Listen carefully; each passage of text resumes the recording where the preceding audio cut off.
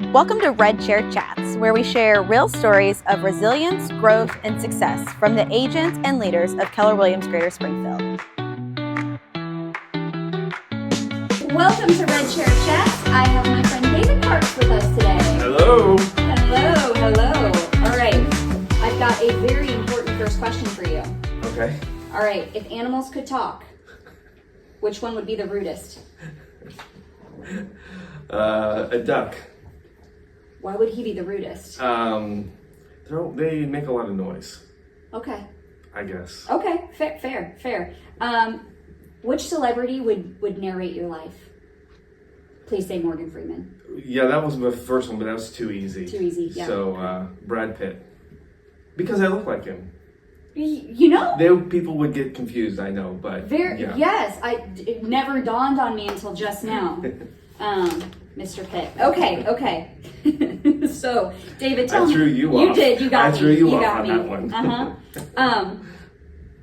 What got you interested in real estate? Because your background is not real estate or sales, correct? Yeah, that's right. Okay. Yeah, so I was needing to make a job transition and a change. And my previous job was very flexible, and had done that for a long time. And so looking at kind of office jobs or, that kind of thing. And we were just going for a walk and started talking about how great our experience was buying our house and how much our realtors helped us.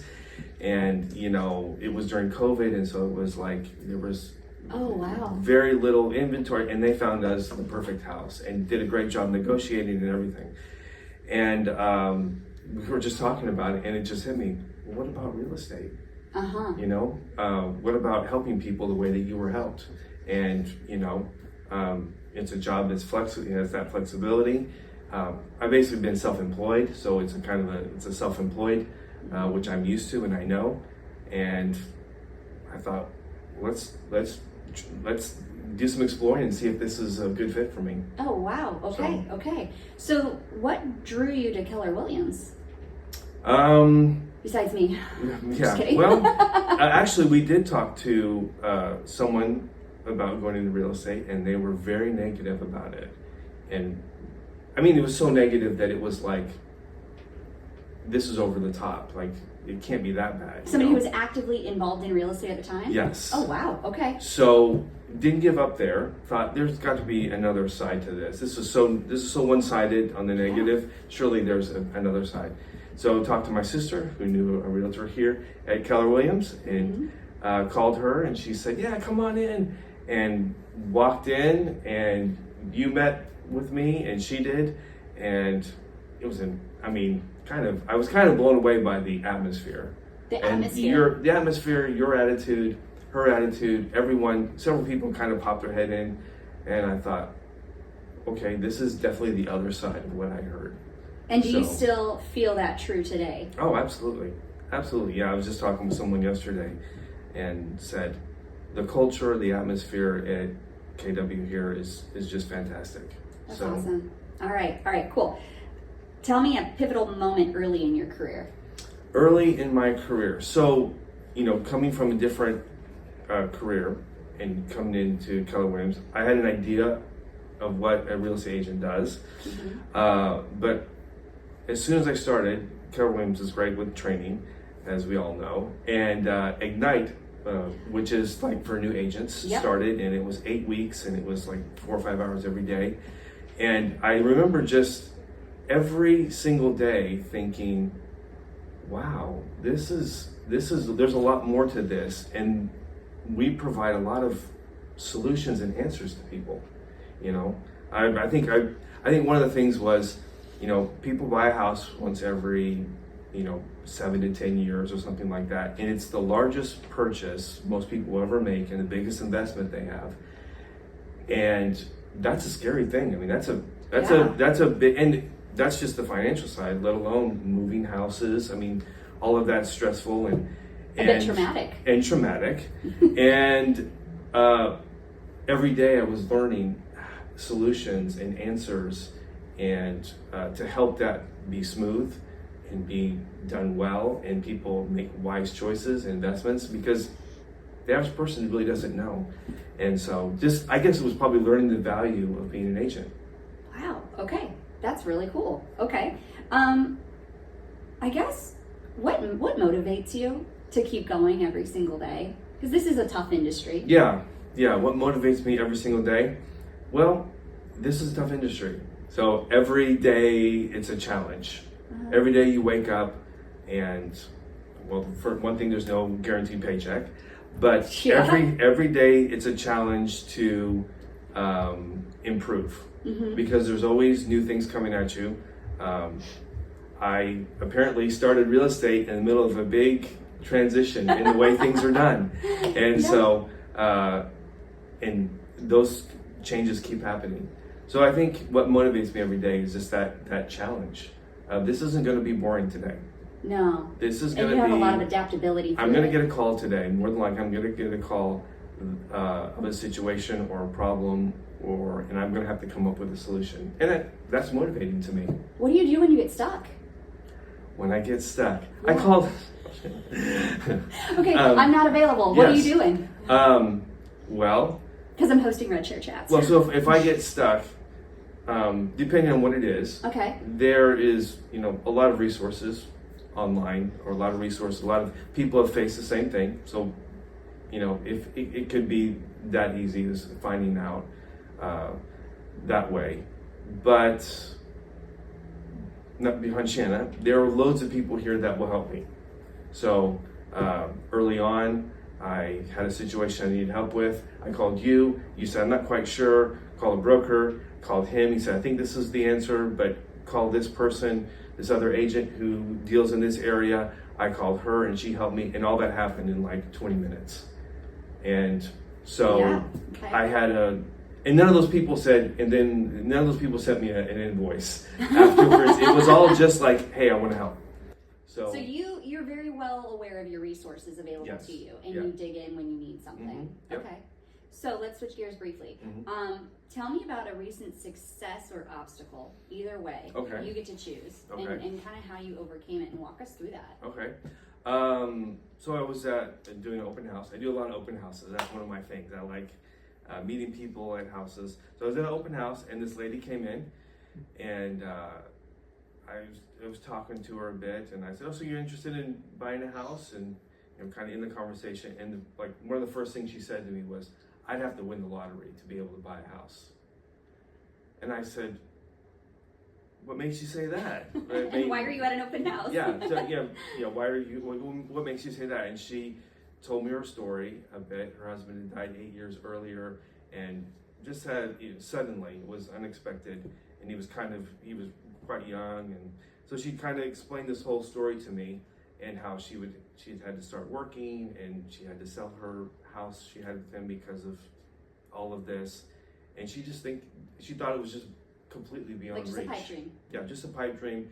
She was just there because she, walked by. And 6 weeks later, we were at the closing table, and she got a great deal. She got a fantastic deal on a house that fit her needs perfectly. Oh my gosh. So, yeah. That's huge. That's a big success. Yep. So I guess take me through what happens when somebody's like, yeah, that's a pipe dream, never going to happen, to 6 weeks later we're closing. What magic happened in the middle of all that? So I said, so she's told me about this, lottery. I said, I don't think it's going to take the lottery.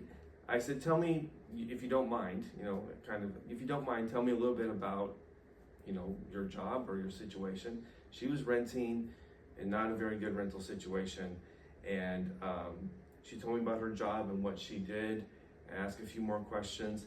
And I said, I think you need to talk to a lender and just see what they say, because, it sounds to me like you would be able to buy a house. And so she took my advice, talked to a lender, and within a day or two had a pre-approval letter. So there's people out there that this is just not in the cards, in their brains. And if we ask more questions and we dig in and actually care, then we can walk them through something that's completely life-changing. And I have those conversations all the time. Actually, I was 5 minutes late because I was talking to someone, a friend of mine, who said, well, I don't have 10% down to buy a house. And so I was a little bit late, sorry. That's okay. But I was it. talking him through the fact that you don't need 10%. And there are other solutions and answers and, you know, the circumstances, but it is doable. So people create a story or a narrative that they've heard or felt or thought, and our job is to then educate them into something different? Yep. Okay. Yep. Wow. All right. And I enjoyed that part too. I really do enjoy seeing kind of like the look on their face when they're like, I'm renting, I'm in this apartment, it's me and my 2 kids, and we don't have any space, and then, you know, we can smell our neighbors when every time they cook, we can smell their food, but we just, you know, we don't have, I've heard 20%, I've heard 10%, I've heard, you know, I changed jobs 6 months ago, or just all these different reasons why, and to offer that solution is fun. And then to see their look change, you know, that their hope comes into their eyes. So I enjoy that. That's really cool. That's really cool. How do you think that your mindset and the systems you've adopted help you through situations like this? So, as with a lot of things with life, mindset is huge. You know, how you're thinking about things. You know, I don't think I've had a single transaction where there hasn't been something pop up. Either, I don't know, let's say an inspection or something pops up, and I get a call and there needs to be, and I could take that and go, okay, it's over. A couple of them, you know, I could have just given up, told my client or said, well, this can't happen but instead, digging a little bit deeper, getting the resources. So mindset on there are solutions and there are people that help me, and looking at things in a positive way instead of just a negative way. So, does that answer your question? Yeah. So thinking of things in a positive way versus a negative way, there's a lot of negative in our world. Yeah. There's a lot of negative in the world in general. How do you keep that healthy positivity going?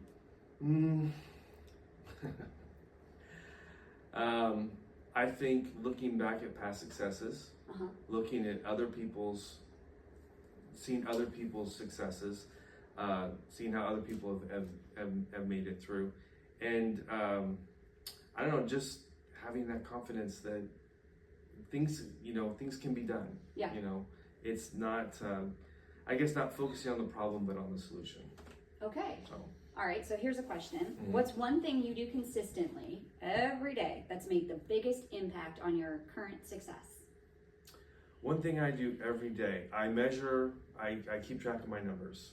You track your numbers. I track my numbers. I measure if it... It speaks straight to my heart. Okay, I have my spreadsheets. I'm counting, you know, how many people I'm talking to, how many phone calls, you know, and so tracking numbers is huge. And then also reflecting on conversations, reflecting on maybe what I did right, what I could have done better, reflecting on what people say. You know, in the moment, on a phone call or in person, people can say things and, you know, your mind is racing, but after the conversation, reflecting on, that seemed really important to them. They said that 3 times. So I need to go back and figure out, you know, what that means for the conversation. So I think tracking numbers and then reflecting on the things that have happened. Yeah. Especially when there's setbacks. You know, setbacks. I don't like to use the word failure, but let's just call them setbacks. Okay. I mean, I embrace failure and I say fail faster, please. Yeah. Okay. But setbacks, I like that. It's a little more positive and upbeat. Okay. When I got a setback, thinking through that and thinking, what could I have done differently? Is there anything I could have done differently, or was it outside of my control? That's powerful. That's powerful. Okay. Yeah. One more thing that I do. Please. Every morning, first thing, I clear my inbox. You start your day with other people's questions of you? I start my day with delete, jump. I get all that cleared out. And that's what starts your day. Well, it helps. It just kind of like, I don't know, it makes me feel good. Okay. I don't know why, but if you've done nothing else, you cleared out your inbox. That's right. That's, you know, a lot of people. Go ahead. And the thing is, if you do it every day, it only takes like a minute or 2. Right. If you wait a week or a month, then it's- you're in trouble. You're in a snowball. Yeah. Okay. Wow. Yeah. A lot of people will say that about making your bed in the morning. Because Yeah. if at least you did one thing, Similar. you made your bed in the morning. Similar thing, and it's a thing I can do. It's a win for the day. You're winning the day that That's way. right. Oh, I Start love off with that. a win. Start off with a win. Okay, fantastic. Rapid fire. Okay, here we go. Ready? Favorite book Favorite book of all time? of all time. And then I'm going to ask you a Oh follow-up man, question. you just stumped me. Did I really? Yeah. All right. Well, I like the I'll book. go first. Where the red fern grows. Okay. Okay. Favorite book Okay. of all time. Go. I can think of one right. Why?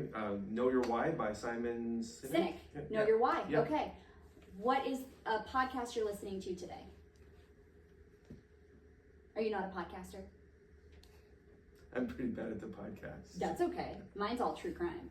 Oh, So is mine it? isn't helpful at all. That's why I don't even talk about it. Okay, okay. What's one word to describe the year you've had so far? Ooh, learning. Learning. Yeah, Okay. learning. Who's your dream client? I already told you, you're my dream client. I'm a pain. You don't want me to No, be your that's true. client. Actually, you know way too much. I'm like, wait, hold on. I don't think what you're saying is right. My dream client? Yeah, dream client. Oh man. I love those first time home buyers. Uh-huh. You know, I love to see a young couple getting into the home for the first time and stop paying rent. Okay, great. Cats or dogs? Dogs. Okay. Do you like cats? Yeah. Okay. Yeah. But just if you had to choose. Yeah. Okay. Best advice you've ever received? So I think the best advice I've ever received I'm just gonna sum up, revolves around integrity and okay. being who you say you are when no one's looking. Mm. Any kind of quotes you see on that, any kind of advice or books integrity when no one's looking, I think would be the top, would be kind of the category. Kind of fits everything in your Yeah, life, right? yeah. Okay. Final question. What does success look like for you today? Doing my absolute best. Doing your best. It's not a number. It's not a number of sales or, these. It's doing my absolute best with what I have. Yeah. Love it.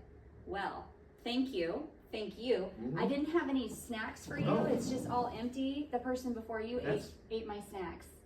But I can maybe get you some goldfish. Would you like some goldfish? Yes, please. Okay. I'll take the Okay, hang goldfish.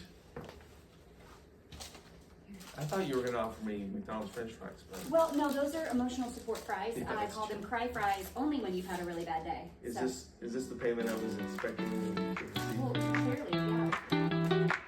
Thank you. I appreciate it. You